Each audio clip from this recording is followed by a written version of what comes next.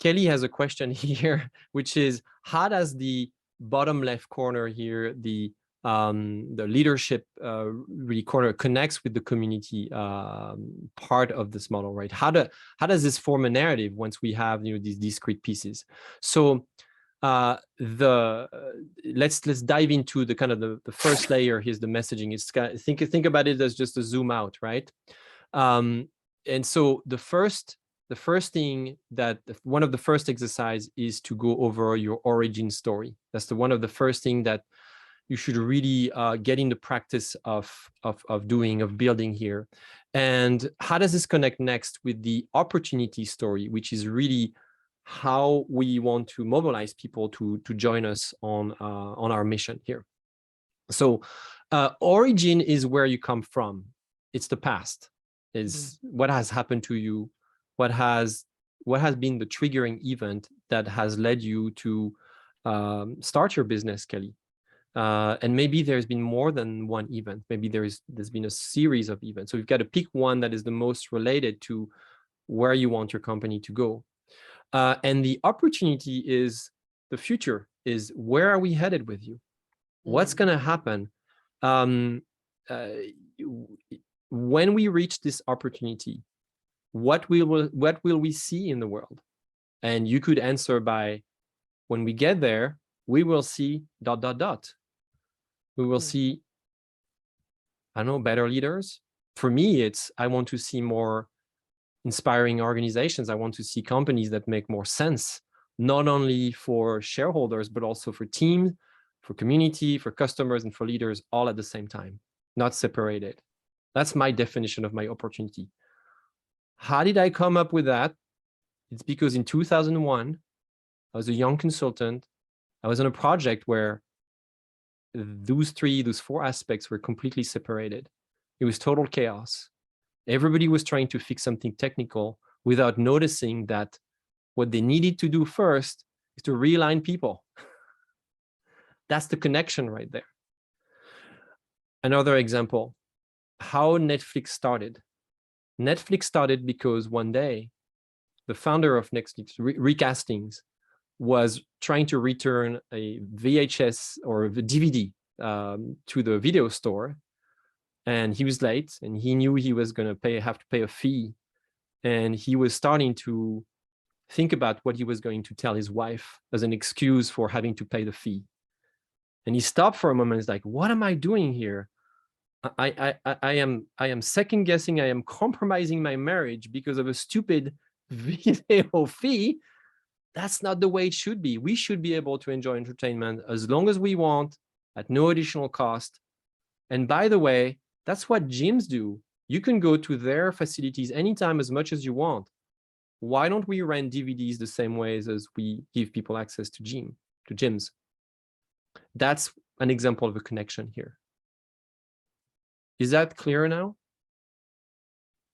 Yeah, that's great. Would you be willing to expand that to the other two? Yes. Well, and I know there's a time issue too, so don't worry. No, let me add. I think if that's helpful to everyone, I'm happy to derail my own plan and just dive in. My plan was to have you do an exercise around this, but maybe we'll have to do a follow-up session to do it. So let me expand on the second one. What is the connection between your perspective and your product? Well, your product ideally should be a representation of what you believe, your perspective, right? In the case of Volvo, they are building really safe cars, really well-engineered cars, because they believe that no cars should be unsafe to ride. That's their core belief. That's their big no-no. That's their non-negotiable. That's their values. That's one of their values. That's their culture. That's who they are. And when they hire somebody to work with them, they're going to make sure that those people also believe the same thing, so that when those people work on designing the next model, they really focus on that. And so how does this work with you now? For you, Kelly, I think I know a little bit what you do. You're my coach. So I've experienced your services, and I know that your perspective is really centered around executive functioning, making sure people have a healthy life through a good productivity, joyful productivity, I would say. And so that's your core, these are your core principles here. And so when you deliver your service, that's what we experience firsthand. That's your top priority right here. So I have another illustration for this diagram. This is your product development axis. You've really shaped all of your product offering around what you believe that is #1 priority for you. I want to throw another example of that.